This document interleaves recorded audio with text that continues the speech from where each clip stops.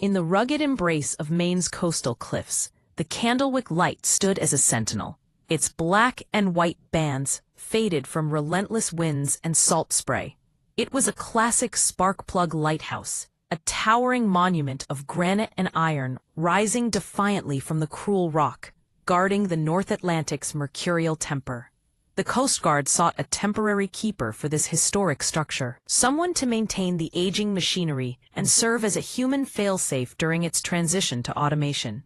For Leo Shaw, a marine historian grappling with the heavy, oppressive weight of his wife's recent death, it felt like a lifeline. Solitude with purpose, a sentence served with a breathtaking view. Upon arrival, Leo was met by a taciturn crew, their faces etched with the harsh lines of the sea. They offloaded 6 months' worth of provisions, handed him a satellite phone, and left him with a solemn handshake that felt like a farewell. As their boat vanished into the misty distance, silence enveloped him. Not the gentle hush of a forest or the serene quiet of a desert. This was an unsettling, almost sentient silence, punctuated only by the eternal boom of the surf against the rocks and the mournful sigh of the wind through the tower's guy wires. It was a silence that hung heavily in the air, a void that resonated with his own grief. The first week unfolded in a rhythm of mundane tasks. Leo meticulously checked the generators, logged the weather, and immersed himself in books that evoked distant lands and lives. Yet above him loomed the empty bunk of Silas Hawley, the previous keeper who had passed in 1923, his ghost lingering in the creaks of the iron staircase and the faint scent of pipe tobacco that clung to the lower watchroom. Leo felt Silas's absence, not as a haunting, but as a palpable reminder of solitude, a subtle pattern woven into the fabric of the lighthouse. But soon, the strangeness began, manifesting through the old Fresnel lens. One stormy evening, as he secured the shutters against a violent squall, the modern LED beacon flickered and died, plunging the tower into darkness, save for the flickering glow of his emergency lantern. Yet, surprisingly, the antique lens began to glow, a soft, phosphorescent light blooming from within its hand-ground crystal prisms, radiating a cold, blue-white reminiscent of starlight or deep-sea ice. This light, instead of projecting outward, seemed to concentrate inward, creating a shimmering pool at the center of the lantern room. And there he saw him, Silas Hawley, not as a ghostly figure, but as a solid man, clad in a heavy-knit sweater and oilskin trousers. He stood with his back to Leo, peering through the storm-lashed glass with a brass telescope, droplets of salt spray clinging to his shoulder, his breathing heavy and real. Leo's heart raced, and as he stumbled back, breaking the connection, the image vanished, the lens's glow fading, as the generators roared back to life. Convinced it was merely a trick of stress or a product of the storm, Leo tried to dismiss the vision.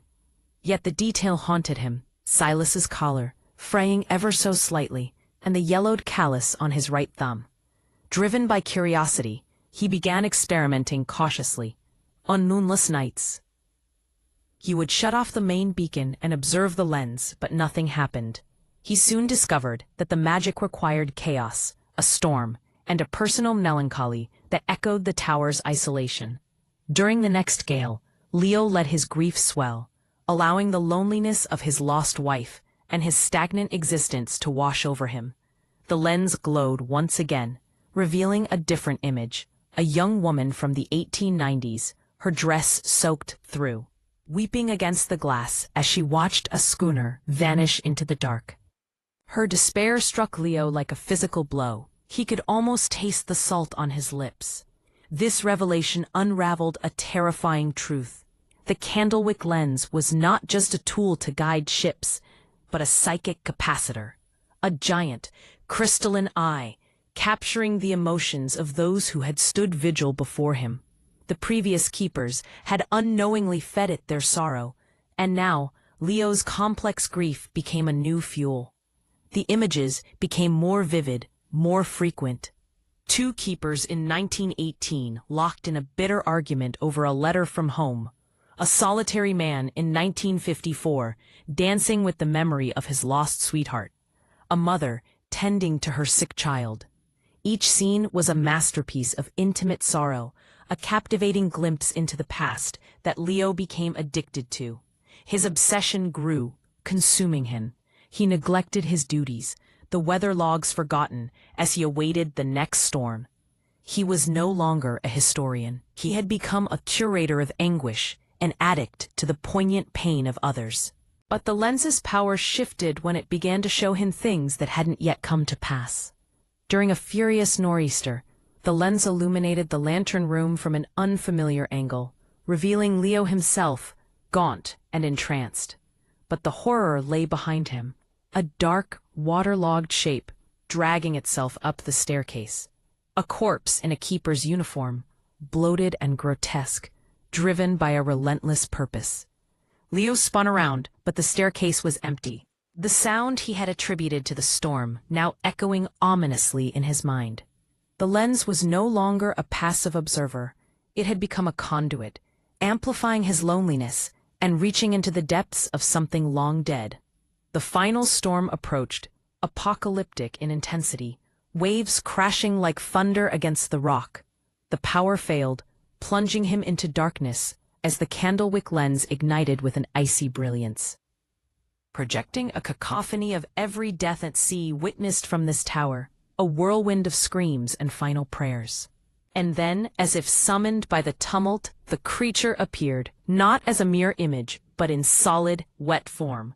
It stood at the top of the stairs, a corruption of misery, faceless yet intent, drawn to Leo's sorrowful signal.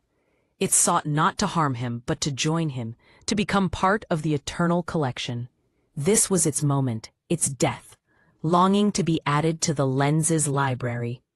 Cornered against the cold glass of the lantern, Leo felt a surge of terror. He realized the lighthouse's true purpose was to safeguard against the darkness of human grief, a beacon for lost souls. As the drowned keeper advanced, he grasped the only thing he could.